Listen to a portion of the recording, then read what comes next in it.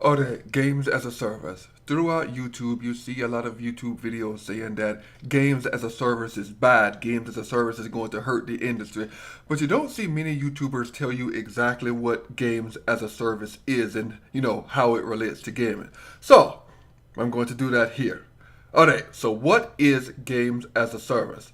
Now, games as a service is a game that is continuously updated while trying to milk you for more money. Okay, now how do they plan to do that?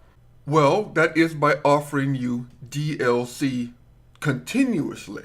Now, you may think that, oh, good, more DLC for the game that I like, that this is good.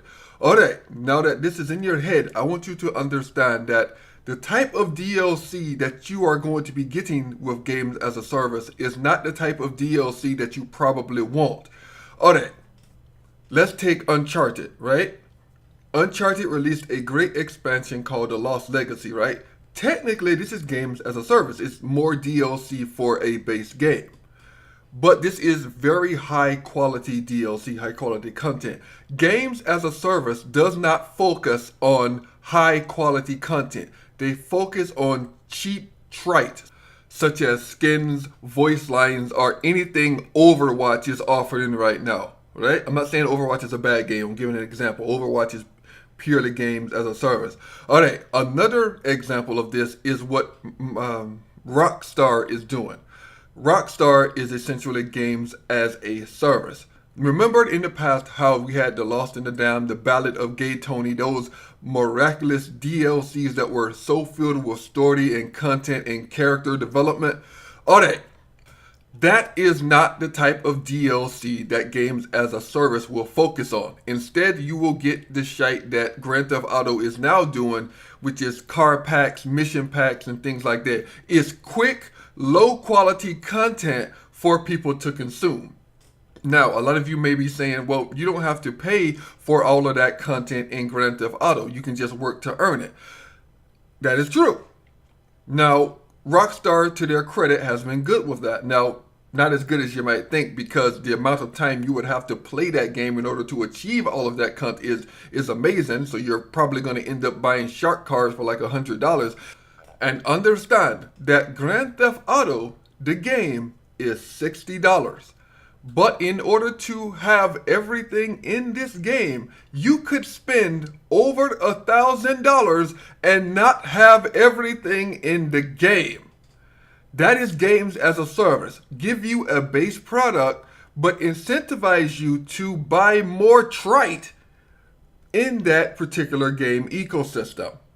Right now is the year that this is all picking up. Right now we have Battlefront, where their progression system is truly linked to their loot box system. And you can buy loot boxes and you can level up. Alright. They're saying they're going to change it, but it's not going to be changed by much, I can promise you that.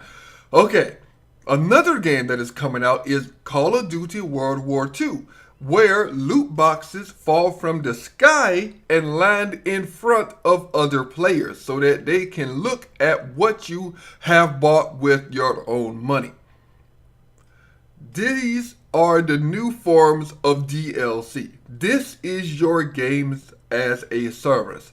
No longer shall you get high quality story content to progress a story that you loved. Instead, you're going to have a story that you might love, and you're going to get cutesy little outfits and voice lines and gun skins that will not do anything for the story, but will be there for multiplayer. And I know I'm over my 3-minute limit on my video, but there was no way I was going to keep this shite below 3 minutes. Alright. That has been, the what is exactly games as a service. Now, I'm going to give you a prediction about how games as a service will affect the industry.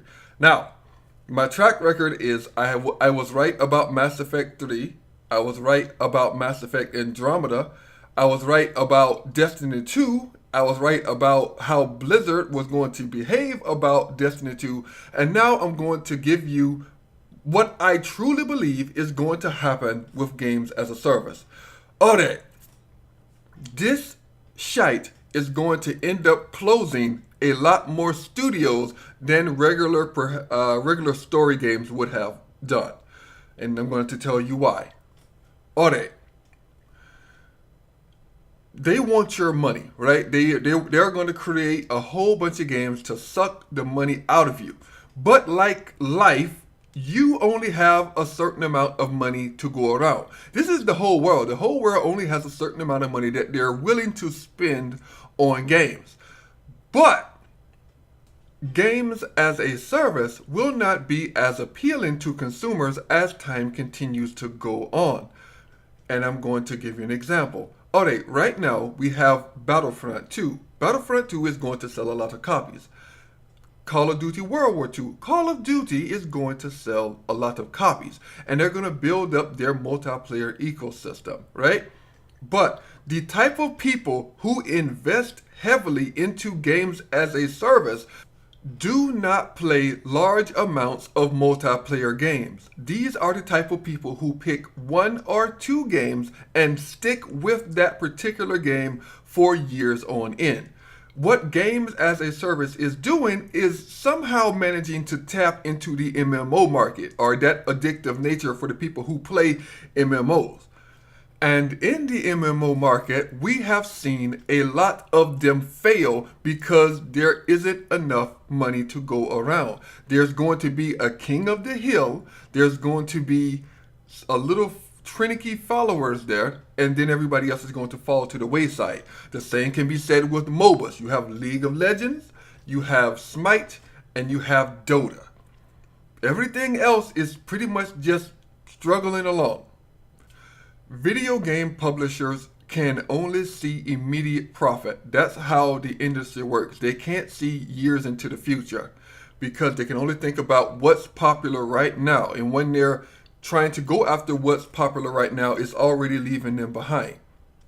So if they're trying to focus more on all of these multiplayer games, it's going to be the same thing, where a few multiplayer games will rise to the top and the other games will fall to the wayside. They will not sell as many copies, and since they won't sell as many copies, trying to employ a decent amount of people to continuously pump out content for games people no longer play will end up in that studio particularly shutting down, or the company discontinuing production on any particular game that they might see as an investment that isn't panning out, which will be most of the games that come out as games as a service.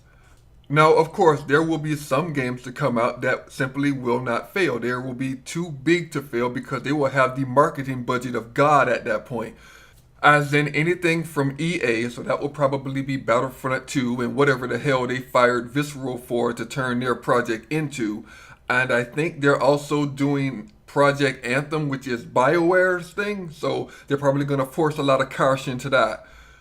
And then we have Activision, which is doing the whole Destiny thing, but once again, that just circles back around to more trite content, as in the whole shader thing, where you have to double up on your work ethic just to get shaders to match a damn outfit, where in the past they had you just get one shader and you could apply it to your whole outfit, where they need you to keep playing the game, so they have to section off particular amounts of content just to have you keep coming back to play the damn thing, because they themselves don't properly have the amount of budget or money or time to create real content because they're steadily pushing out more trite content. Anyway, right? That was a big circle jerk in my own mind just then. But yeah, games as a service, right? So let's go over my little points there. Games as a service is going to severely limit the amount of quality content to come out for the games that offer themselves as games as a service. So expect, trite from them. More studios will close because they aren't going to have the proper budget or proper interest provided to have their games as a service become sustainable, so there will be more layoffs. So that's a bad thing. But there is a silver lining to all of this, and that is that the studios that decide to focus more on single player content will do better in the future. I don't know about right now because the water's still kind of murky.